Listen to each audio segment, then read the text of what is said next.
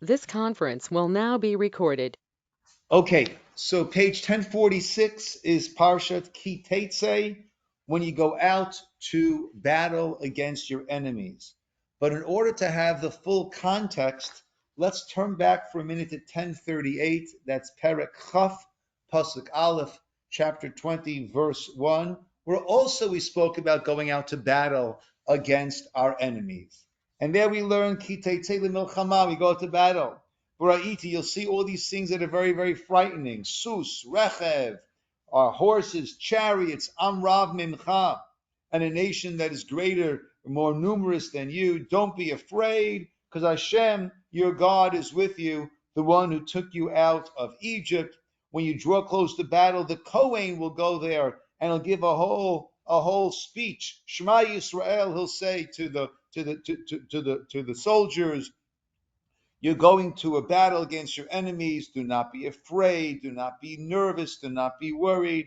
God is with you. Lo lachem lachem. He'll fight with you, with your enemies. Lo shia etchem. And to bring you your deliverance. And this, of course, is part of the Misha Beirach that we make on a weekly basis for the Chayalei Tzahal, right? For the soldiers of Tzahal. We incorporate that into our prayers, into our tefillah that we say for them.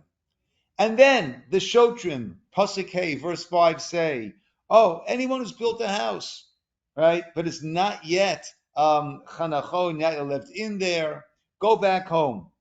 And a person who planted a vineyard and is not yet Chilalo, right, he has not yet reached the fourth year where one's allowed to partake of the fruits, go back home. And whoever got a first stage of marriage but has not completed the marriage, go back home. And then they say, Pasuk Chet, who is a person who is Yareh? Anyone who is afraid, V'rach halevav, and soft of heart, faint of heart, go back home. And do not cause everyone else to melt along with you. Okay? And some learn that those who are afraid, faint of heart, means that, they are, battle is not for them. Others learn, Rashi brings both opinions. One is Rabbi Akiva, the other is of Yossi HaGalili. No, we're talking about someone who did an Aveira, someone who did a sin. And therefore they're afraid they're not going to have that divine protection. And that not only will it affect them, but it could affect everyone else also. Therefore, and we're talking about, Rashi gives a pretty, what we would call a pretty minor sin, right? And that is, or the Gemara, Rashi has to say, the Gemara says that the person spoke in between putting on the arm tefillin and the head tefillin. One's not supposed to speak because the bracha that we make on the arm tefillin actually goes on the arm and the head tefillin, and we don't want to interrupt between a bracha and the performance of the mitzvah. And therefore, if a person spoke there, that's grounds for him to go back home. People came to the Brisker Rav complaining. His students came to him complaining about the Yiddish theater which was poking fun at the Torah. And they had a whole skit where they were all ready to go to battle. He had a whole mass ready. And then the Kohen starts to speak. Whoever built the house, some people leave. Right? Whoever got married, others leave.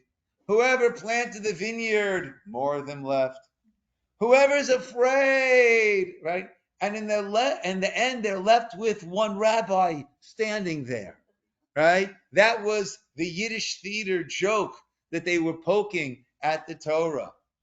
And these students of the Brisker Rav were very, very upset, they're very offended by the audacity, right? And the Brisker Rav smiled and said, they got it right, but they left out the final scene. The final scene is the old rabbi wins the war. That's what they left out. That's what they left out. But keeping in mind what we just saw in last week's Parsha of Shoftim, of how selective and how righteous everyone who went to this battle needed to be, then we come to our Parsha. And it seems to be very, very strange and hard to understand. Boker Tov, Miri. So good to see you. Well, you found them, we found you, so all is good. Life is good. Okay, so let's begin now. 1046. Parsha Ki Teitze, Perek, chapter, Chaf Aleph 21, Pasuk Yud, verse 10. Ki Teitze lemilchama oleivecha.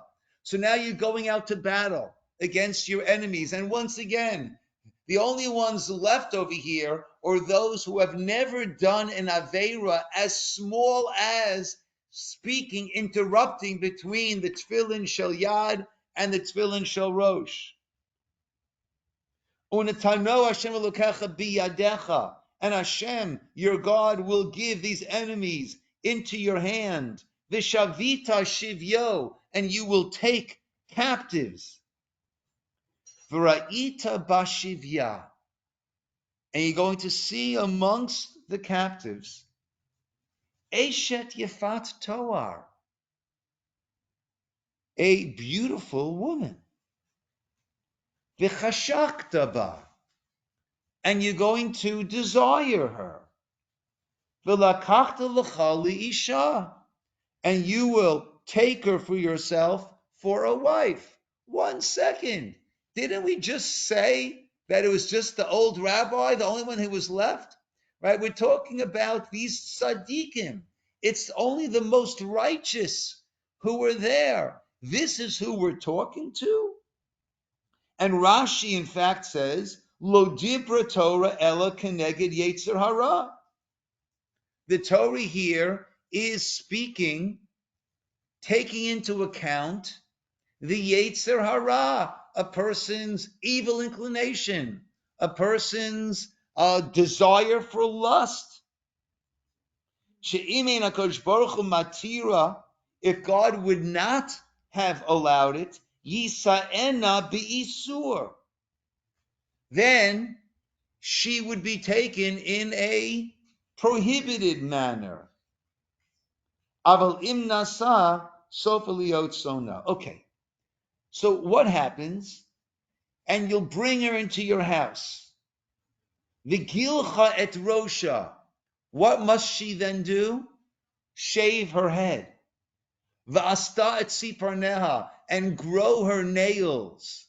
Right? Not in the luxurious fashion of all the nail spas that we have today. Ve'sira et simlat shivya me'aleha, and we will take, and she must remove the garments of captivity, meaning Rashi explains that the woman would dress up very, very nicely in a very perhaps tempting manner in order to try to distract the soldiers when they're going into battle. Well, she can't be wearing that sort of garments. The Yashva Veisechel, she'll sit in your house and she'll cry et aviv et ima. She'll cry for her father and mother yerich yamim for a month's time. The achar came, and only afterwards tavo eileha uvi alta v'aita lecha liisha. Only afterwards can you be with her intimately, and can she be taken as your wife? If you, well, exactly. We'll see in a moment. Vaya, but im lo chafatzta ba, if you don't want her, v'shilachta lenafsha, you must send her away. You can't sell her; she's not yours. Lo titamer ba, right? You should not enslave her. Tachat esher enita, after you have afflicted her. So a number of levels here that I want to go through. So first of all, on the simplest level, right? Even before we contrast it to what we saw before in Shoftim about who the soldiers were, we know that in battle, women are very, very vulnerable.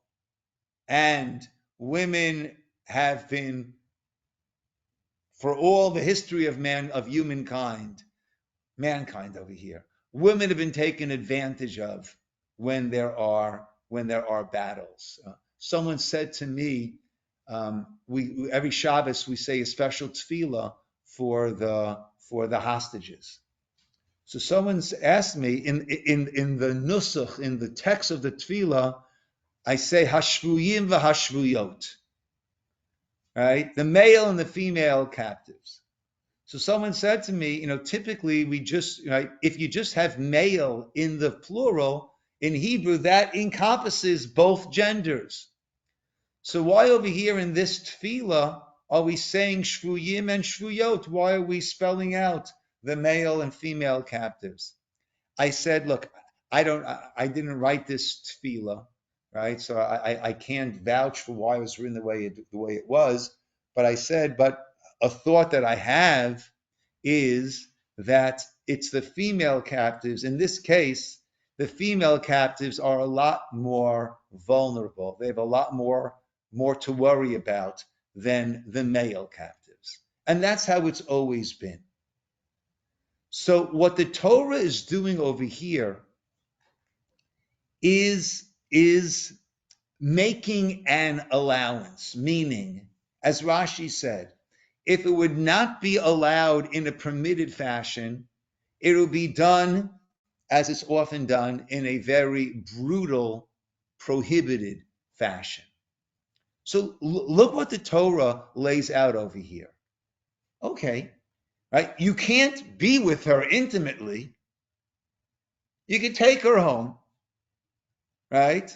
And she'll be sitting there, right? Bald, long nails, wearing regular garments, crying over her mother and her father, right? After 30 days. Now you bring her home, right? Well, Ralph's bringing her home to Alice, right? All of a sudden, right? The missus at home is not going to be all that enamored with this brilliant idea that Ralph Cramden had when he was out in battle over there. This is not going to look all that good, right? And basically, the idea is, well, and the Parsha that follows is, if a person has, look at verse 15 for a moment, person has two wives, one that he loves and one that he hates, right? This is not going to work out well for you. But in the heat of battle, in the heat of passion, right? Human beings, men especially, don't make the best of decisions. And therefore, the Torah says, okay, make this decision when you're not in the heat of battle over here. Right? And then chances are you will send her away. And even at that point, you can't sell her. She's not your chattel, right? You have caused her all of this affliction, and therefore send her away and don't take advantage any further. Yes, Miri. She's not Jewish. So it's okay. So then she'll have to convert. Yes. We'll have to go through a conversion process. Absolutely. So that is on one level over here, right? So the Torah is making an accommodation over here, but let's take them out of the heat of passion. Good morning, Bracha.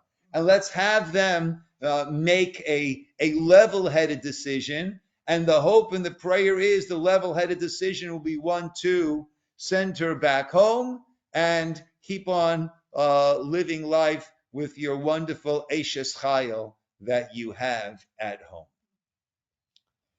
But like we said before, these are not, we're not talking about hot-headed 18-year-olds over here, right? We're talking about tzaddikim over here, because we saw back in Shoftim that anyone who was afraid of battle, anyone who did the smallest of Aveirot needs to go home. So we're dealing with the most righteous over here. And this is a very, very important lesson. And that is even, and this is important to tell it for ourselves also, because we all stumble, we all make our mistakes. And sometimes we look at ourselves and saying, oh, so what's all the work that I've done? What's it all worth? Right? I know you're a Musarvad person, right? So you work on certain midos, and then sometimes you completely blow it. And when that happens, and we all do, we look at ourselves and say, oh, so why am I putting in all the effort? Have I really gotten anywhere? Right? And this happens often in life that we have these feelings. And we see from here that, yes, even the most righteous, even the best stumble. We are human beings. That is part of being human. We all have our stumbles. We all fall along the way. Yes, even the most righteous going out to battle needed this accommodation for their Yetzer Hara. The Gemara tells a story about Rav Amram Chasida was his name. His name, he was known as Rav Amram Chasida, the very righteous one. And there were a bunch of Jewish girls who'd been taken captive. And they were rescued, they were ransomed. And they needed a place for them to stay overnight before they could be sent back to their respective homes, neighborhoods, cities, whatever it was. So where else but by the house of Rav Amram Chasida, who was this big, he was a chassid, he was very, very righteous. And he had them up in an attic area, that's where he had them. And there was a very heavy ladder, and he moved the ladder, and the ladder was moved away by a number of people, and that way, right, there would not be any temptations. And Rav Amram, all of a sudden, sometime that night, was overcome with temptation. And he himself managed to move this ladder over and was about to climb up to that attic. And he caught himself and he started screaming out, Nura Be Amram, a fire by Amram, in the house of Amram, a fire in the house of Amram. People come running. And they see there's no fire, but they see he's halfway up the ladder. Right? Do we hear this? He wanted to stop himself. He couldn't stop himself. He couldn't go down the ladder. But he stopped himself from going up the ladder, and he's cried out, fire, fire. When I was a kid growing up, I didn't like spiders. And there was a spider on the wall. And I yelled out, spider, spider. My father comes tearing up the steps. My brothers come tearing down the steps. Where? I didn't know they didn't like spiders as much as I did. Over there. They wanted to kill. They thought I was yelling fire. Right? Right? See, he didn't have the strength. He didn't have the strength to go down that ladder. And they said to him, why did you humiliate yourself? And he said, better that Amram be humiliated my entire life in this world and not be humiliated 1 minute in the world to come. So we all have temptations. We all have our stumbles. We all mess up royally at times. And the fact that the Torah made this allowance for these most righteous of people who are going to battle gives us a sense of chizuk. Yes, even great people stumble and make mistakes. And we shouldn't throw in the towel when we have our stumbles and make our mistakes.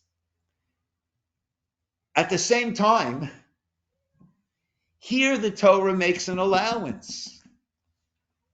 That means that when the Torah is not making allowance, actually, we have the strength to maintain our standards and to keep the way that we're supposed to be. So that is one level of understanding this parsha. But the Or HaChaim, he has two other levels. One I'm just going to give a glimpse at. The other one we'll actually go through. Right? Maybe you would ask, is she Jewish? So the Or HaChaim says that we have many, many captive souls.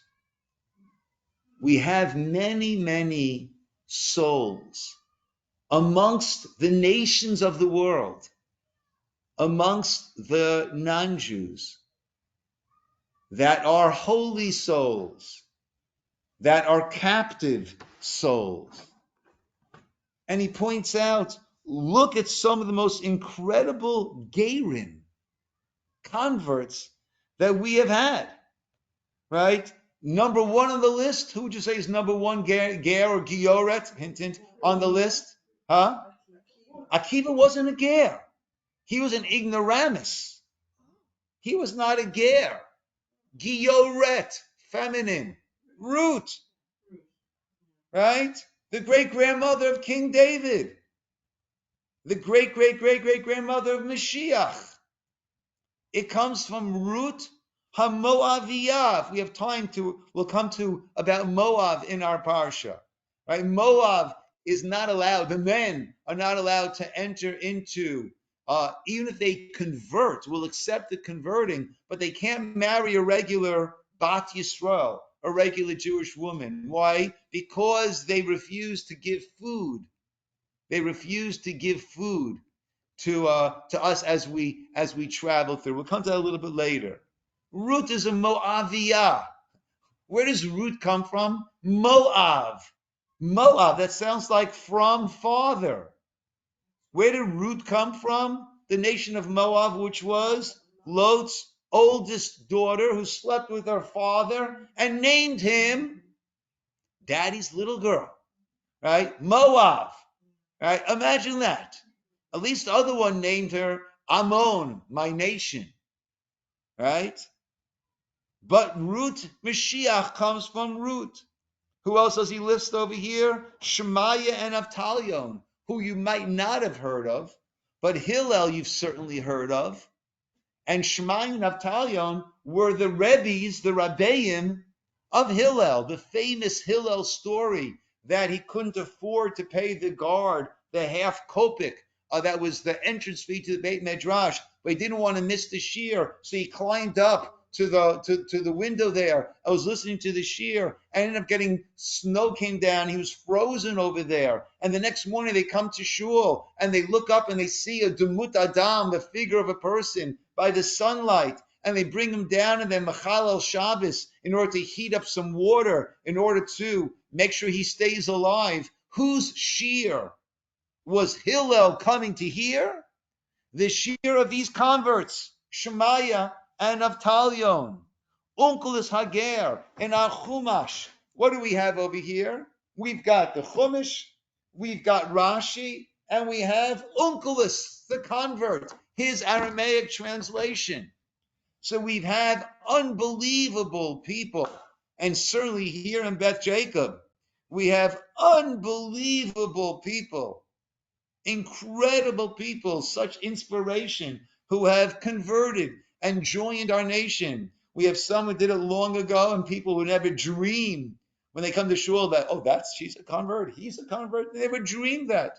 And we have those who have done it recently, and actually the Hart family is making aliyah at the end of September. The Kanai Nahara, it is the parents and their 6 children. 1, 2, 3, 4, and their 6 children, and an African American family, right? Amazing family, and they're making aliyah. Actually, it's worth it to come this Shabbos. We're going to have, after Mincha, a very quick shalosh shudas. Then we're going to come inside the shul, and they'll have a chance to speak. We did the same thing with Yehuda Price. He had a chance to express his appreciation before he and his family needed to move to Los Angeles, right? So we had unbelievable people. So the Or HaChaim says this is one of the vehicles through which those people come and join. And he says, if we're talking about the most righteous of people, and we're talking about when they're actively involved in this mitzvah of milchama, of battle, right? If they are drawn to this person, they're being drawn because there is a certain ruchaniyut, a certain spirituality. Actually, he says interesting thing, and we'll see this again in a minute. Pasuk Yud Aleph. Ra'ita bashivya, you'll see amongst the captives, Eshet Yefat Toar. Grammatically, that's strange. What should it say? Not Eshet, the wife of a Yefat Toar. What should it say? Isha Yefat Toar. A woman of beautiful appearance. What's this Eshet Yefat Toar? And he says, no, the Yefat Toar is that neshama, that of beautiful appearance. What is Yefat Toar? What is of this glowing, beautiful appearance? It is the soul. And this woman is an Eshet Yefat Toar. She is a woman who is married to, who is part and parcel, who has this incredible neshama. Right? And this is a means through which they will join our nation. But the Orach Chaim then goes off onto another, and we always have the pshat, and then we also have the remez, right? We say pardes. Pardes means an orchard, but pei is the pshat, the simple meaning. Reish is remez, dal is drush, that which can be extracted. Sod is the hidden aspects of the Torah, of what's going on behind the scenes. And he explains this as follows. Ki Teitze, when you go out. Now, once again, this is a grammatic nuance, right? It could have said, or perhaps should have said, le milchama. It says la milchama. And that la milchama makes it's almost like the hey hayidua, the battle, right? Remember before the Gulf War in the 1990s, what did Saddam Hussein call it? The mother of all battles, right? Ended up it wasn't much of a battle, right? But the mother of all battles. This is la milchama. When you go out to the battle of all battles. What is that talking about? Ki Teitze. When you take leave, the Orach Chaim says, you take leave from where? From where we all began. Before we were born, our neshama was up our soul was up in the spiritual realm. And yet it gets sent down to this world. Why? Because that which it can accomplish in this world, it can't accomplish in the world when it's in the spiritual realm. There are no decisions to be made. There, God is full, all there, right? Full view. And there's no question about it. We come down to this world and we're not sure. And we have difficulties and we have struggles. So Ki Teitze, when we leave the higher spiritual world to come down to this world, recognize Ki Teitze. Why are you leaving? La milchama. Because of battle, because of challenges, because of issues that you will have in your lifetime, that you will make those choices, and those choices will determine who you are, and those choices will transform you into a more spiritual being, that then when we return to the world of truth, we are different than the way we came down over here, and far better, we hope. Recognize this is a milchama al oyevecha, right? Against your enemy. Meaning, what is oivecha? All of those temptations that we will have, right, in this world. But they are all there meant to be. The way I like to put it is that Yetzer Hara is a personal trainer. A personal trainer is there not to knock you out, but to push you and show you that you have strength that you didn't even realize that you had, that you're able to do things you didn't realize that you could. That's what a personal, 5 more push-ups, 2 more, 1 more, do 1 more.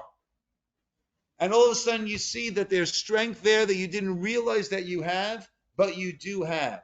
And that is the oivecha, unetano Hashem elokecha biyadecha. No, his purpose is to fold. Hashem Elokecha, Hashem your God, will give him into your hand. You can overcome the temptations. You can overcome the challenges that you will have in your lifetime. Vishavita shivyo. And you will capture shivyo. What does shivyo mean? Like you, how does English say it? Right? His captivity. Right? Meaning, what's going to happen when you go to battle? There are some people that he has taken captive already. Or there are some parts of you that he has taken captive already. V'ra'ita bashivya, and you will see therein Eshet, again, Eshet Yefat Toar. Okay. When we're up in the world, in the spiritual realm, then it's all very clear. When we come down into this world, when there is that meeting of the body and soul, that is where the temptations and the difficulties begin.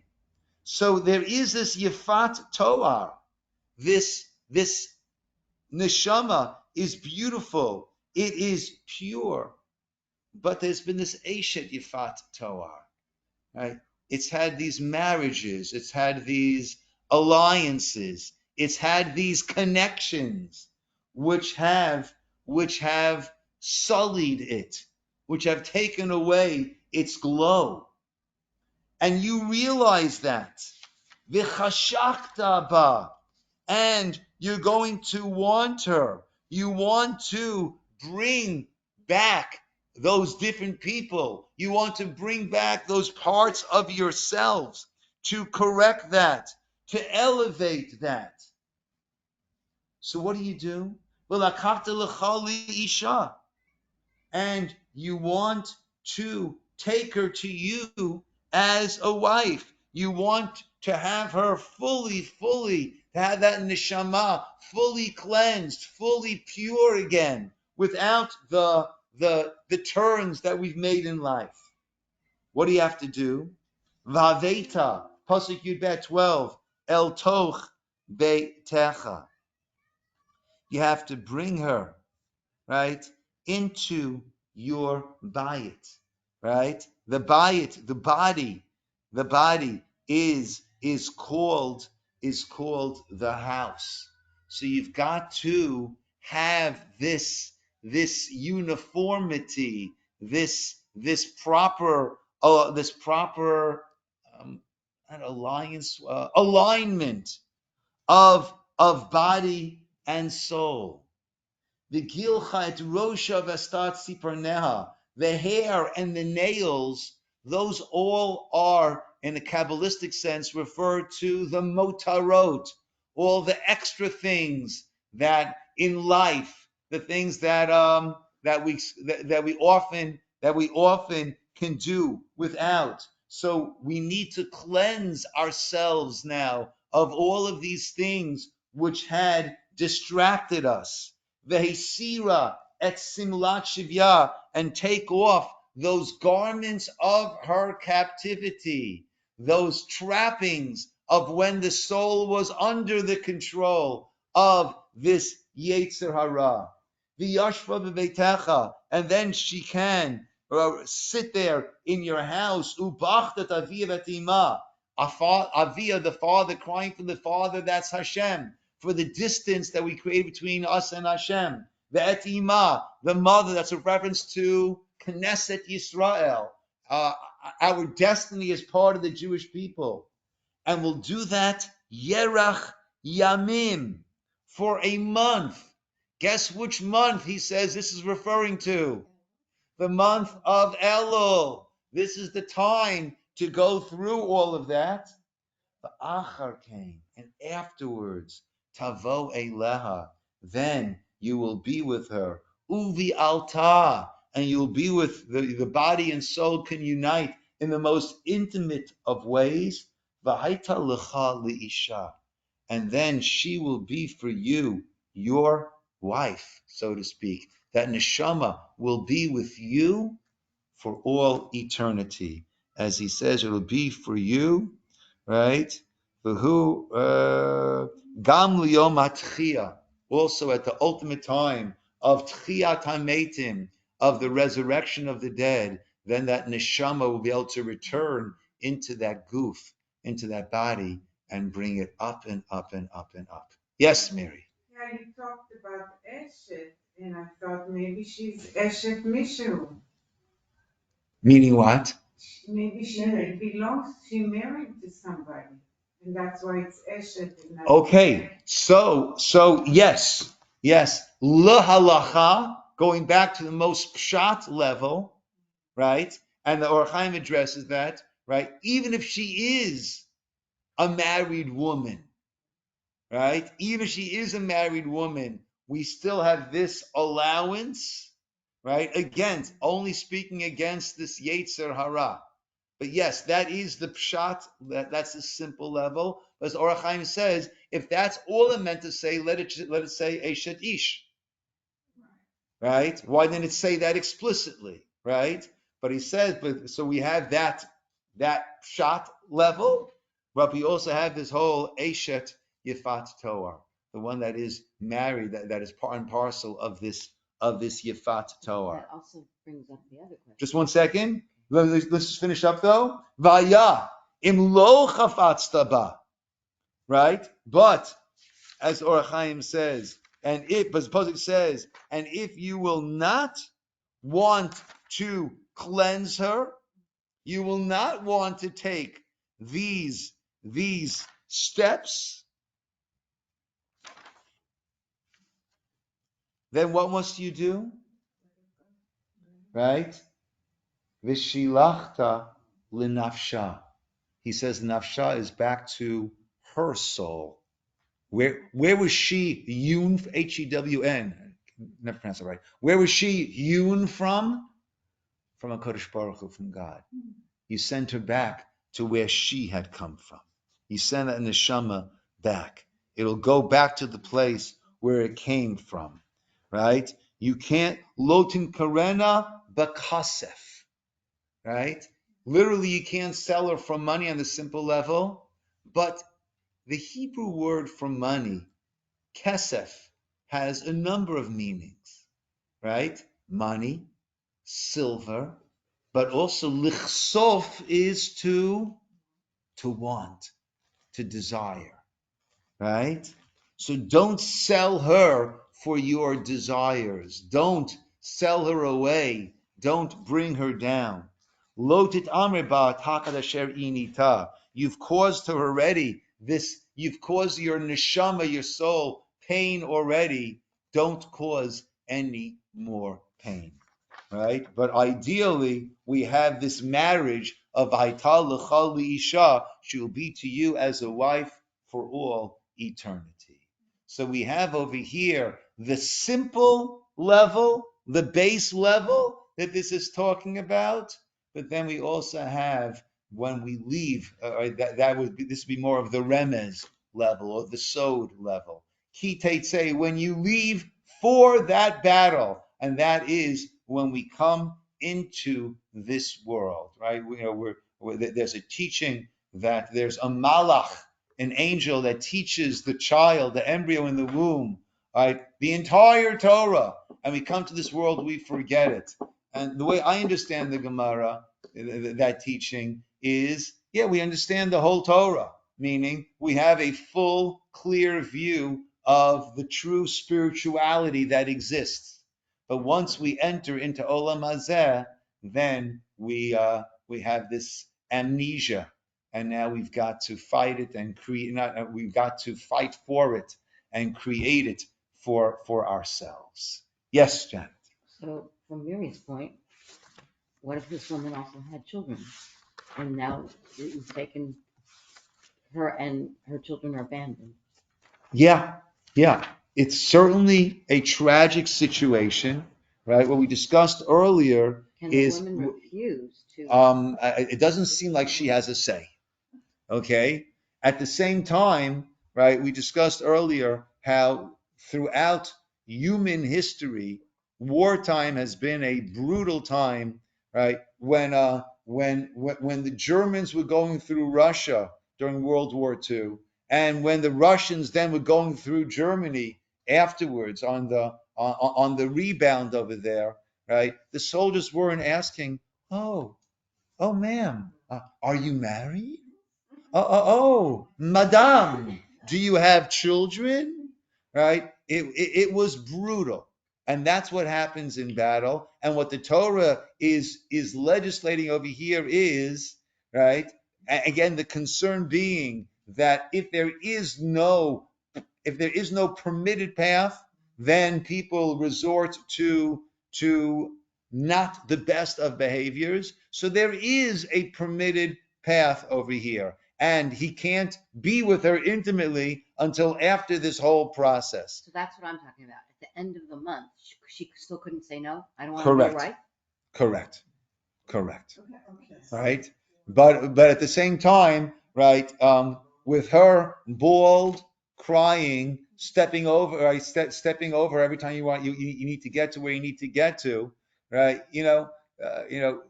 Someone comes and stays on the couch. It's cute for a couple of nights, right? And then after a little while, though, it's right.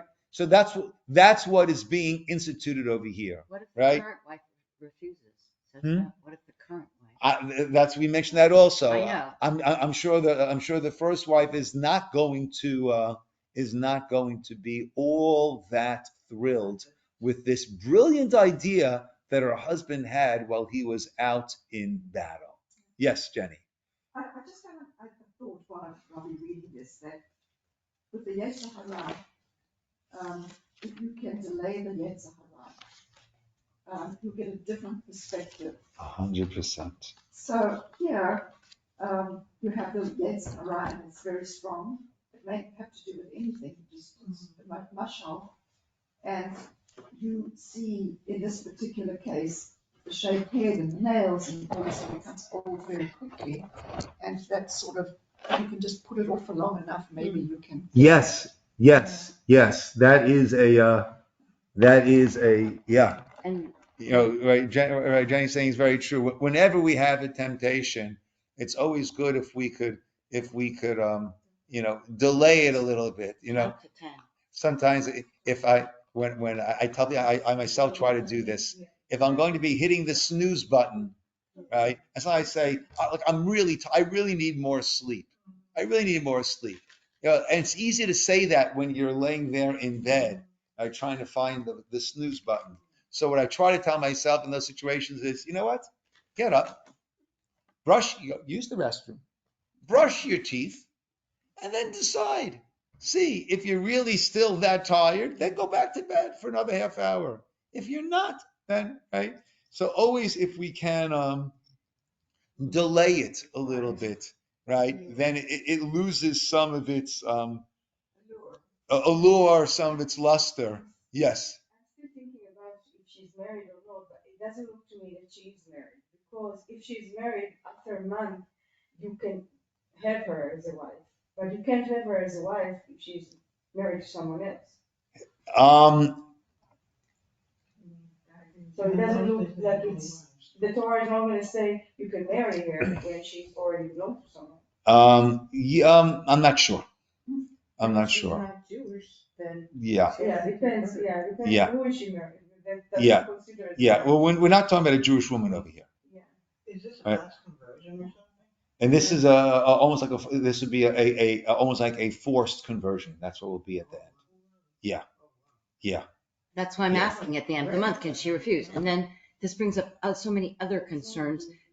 repeatedly in other times when we've studied this area, you've said the soldiers, it's only applying to the married soldiers. How do we know? I mean, you've said there's some that. I'm not sure. I don't recall. How do we- I don't recall that. How do we know I don't recall that if a righteous soldier who was never betrothed, who isn't faint of heart, and feels that Hashem will still forgive, and so they go forth in battle and they meet someone, and there is no other wife. I don't know that it's limited only to Okay. married soldiers. I don't know that that's the case. Okay, because Yeah. a couple of other times okay, so and then Maybe I don't know. and Yes. then it raises the concern of the forced shaving of the head. Everything is for this man to get correction of the temptations of his I would imagine soul. she'd be fine having her head shaved if that will help to get her out of there. That's what I would imagine. I would imagine, that would not be such an issue. And then But just one second, let's someone else also. I was wondering if we could have a few minutes to talk about Amalek, which is at the end of the Parsha. Yeah. And maybe like why it's here and whatever insights. Okay. That section. Okay. And Shelley wants to say something? Yeah, kind of lost my track of thought though. But Welcome to the club.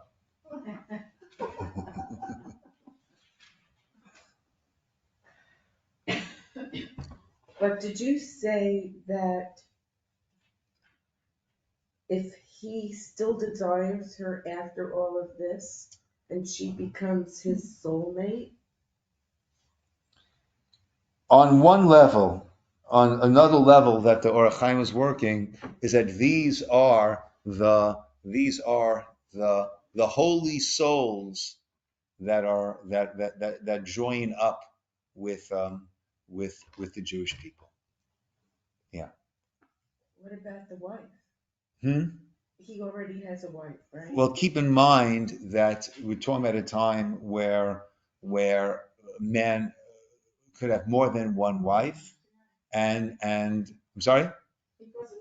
Yeah, and also I think we'd have to recognize that the whole nature of the marriage relationship was somewhat different. It had to be very different if there's more than one wife, right? So would it be kind of like with Jacob and Rachel and Leah in a way?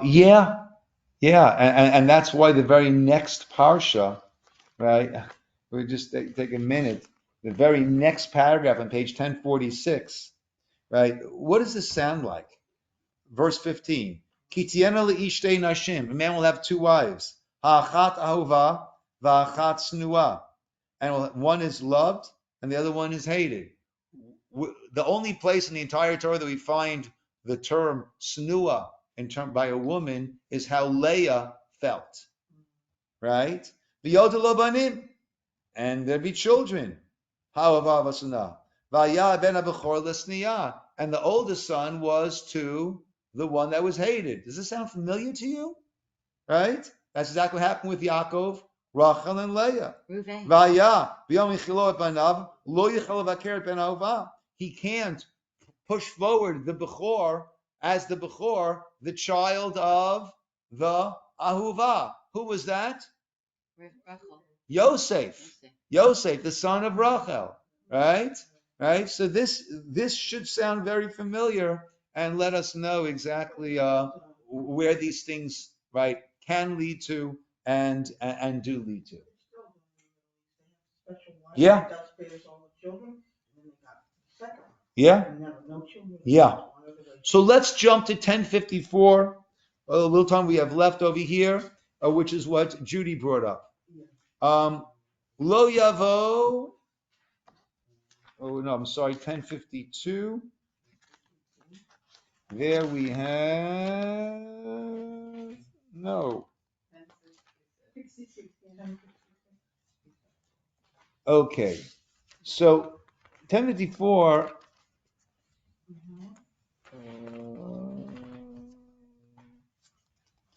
Where do we have about Amalek? An Ammonite Yeah. or a Moabite shall not enter. On That's Ammon 10:54. and Moab. Yeah. That's not mentioning Amalek. Okay. Yeah.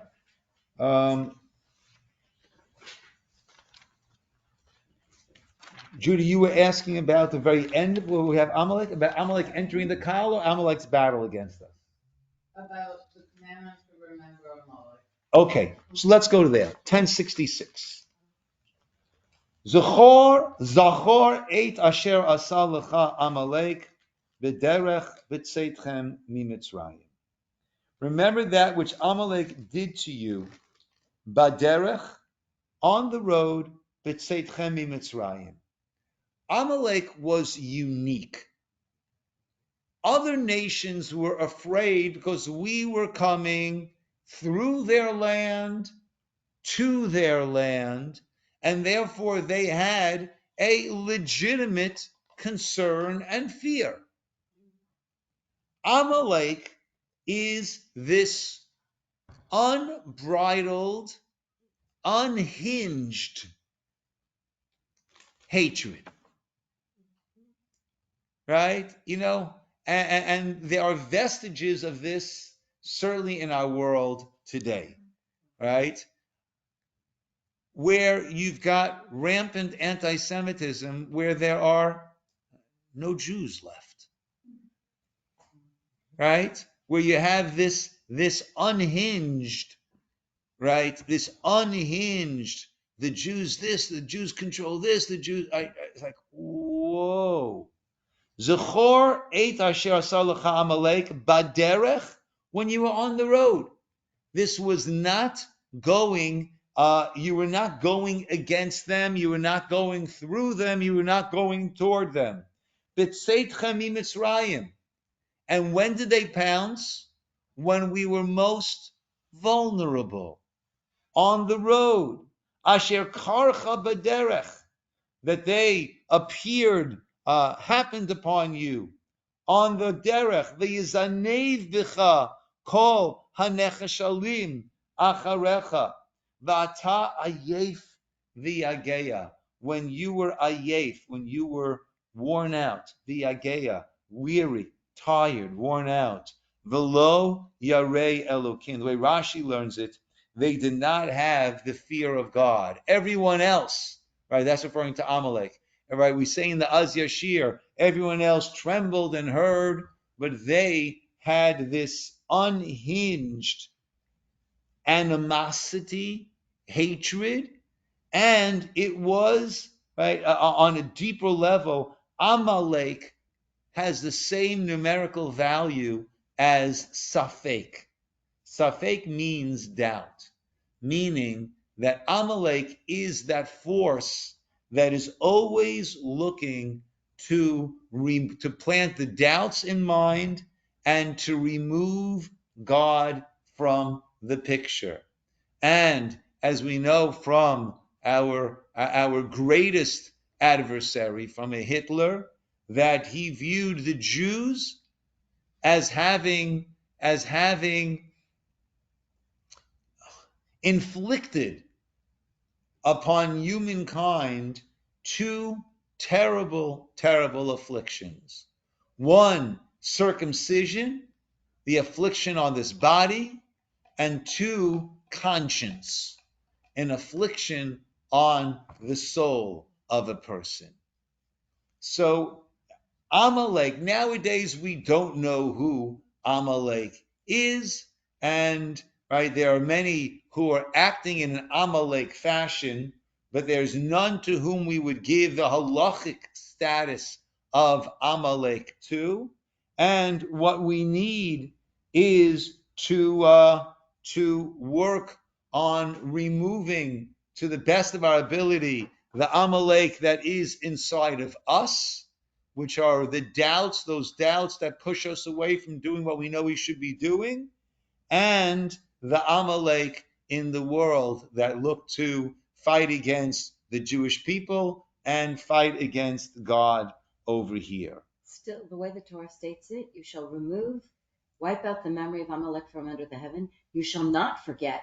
So on one case, you're just supposed to be so thorough that there's never any memory of Amalek, and then on the other, you shouldn't forget. So it's kind of an oxymoron. So how do those two coexist? Don't forget that which they did, meaning there should not be any vestige of Amalek left in this world. And the only way that we can make sure that there won't be a vestige of this hatred, of this against God in the world, is by constantly remembering that there is that danger that rises up against us. Okay, that is in a few moments. It's interesting. We say kiyad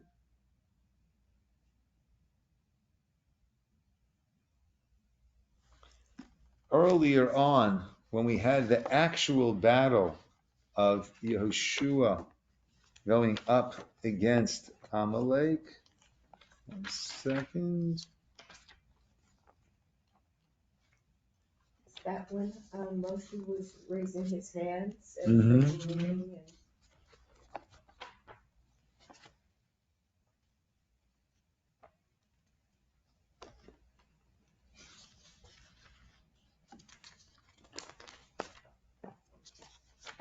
Just 1 second.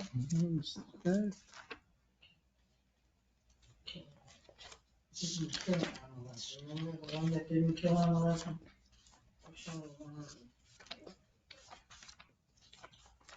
So there the pasuk says kiyad al case ka. Their hand is on the case of ka, is on the case, which is a shortened version of kisei, and ka is a shortened version of Yud Kei Vav Kei, Hashem's name, right? And that's what they do. They try to cut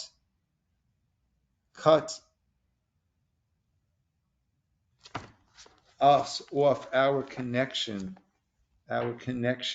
with Hashem, and try to cut Hashem off and up out of this world. Just 1 second. still are Yeah. trying. So isn't this coming from when Yaakov was fleeing and what's his name?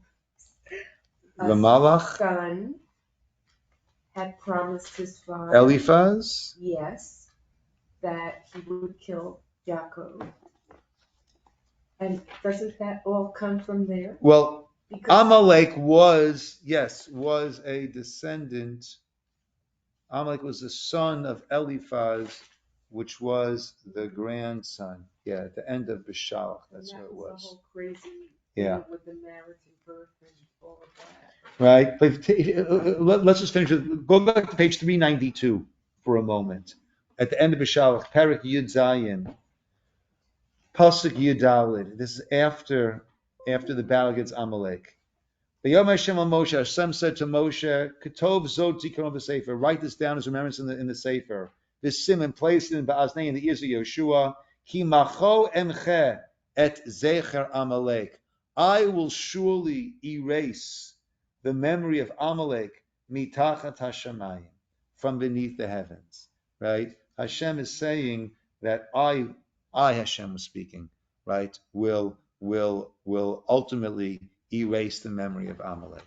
But we need to keep fighting against the Amalek of the world, but ultimately it's Hashem who will do the full erasure, which will be when we have that time of Mashiach, the time of clarity, and that is the opposite of that safek, of the doubt that exists in the world, that is the tools and the means of an Amalek. Rabbi, this evil is multiplying in such a crazy way. Yeah. This has never happened like worldwide, like we're seeing. Not in the past 70 years. Yeah. Yeah. So they were No, saying even that- before that, even then, there were allies. I would say. I mean, Japan let so many Jewish Yeah. people there, and Yeah. China, and Yeah. people cared. Yeah. I don't know if it's worse. I don't know if I would describe it being worse now than it was then. Yeah. I don't know if I would. But they're saying we're not even Yeah. Every generation, Cheryl. I think we just had there was a That's respite, true. but in Yeah. every generation. Yeah, Yeah, Because I think it's Hashem's plan, I guess. yeah. It must be The Hashem's extent plan of because the it's evil. always, yeah, The extent of the evil that Yeah. we're seeing The- now and the lies that people are Yeah. believing. yeah, maybe Yeah. it's just spread easier with the internet. Yeah. Well, Yeah. it's a curse. yeah. And they're It just is. saying now that the Ashkenazi Jews are not even Jews. And all this craziness Yeah. that's going out there. Oh, the only Jews are Hebrew. You gotta be from Morocco or Yemen. Those are the. What is this new I'm thing? just going crazy. And Yeah. that Netanyahu, I've you never can't heard really this. tell from his Such DNA. an They showed his DNA. It's not from Israel. It's Russia. His parents were. I'm going, you're crazy. Yeah. Yeah. Now they want to. Look, the only answer, look, the way I see it, the only answer is for us to be stronger in who we are as Jews. Yeah. And on the You know, opposite, they don't We can all be they don't together. differentiate. Yeah. and on the opposite end, interestingly enough, about, I guess, 18 years ago, or Rabbi Lando pointed out, I guess with the hope and not knowing all the other Yeah. negative fallout of social media and the internet, that it would not be much easier to identify Mashiach, and Mashiach would have much greater reach Yeah. to accomplish things Yeah. and gain momentum Yeah. because of that Yeah. as Jenny says, that Yeah. easier Yeah. spread of the word. Absolutely. Everything can be used for good and for bad. Yeah. Okay, my friends, we'll call it over here. Good seeing you, Linda.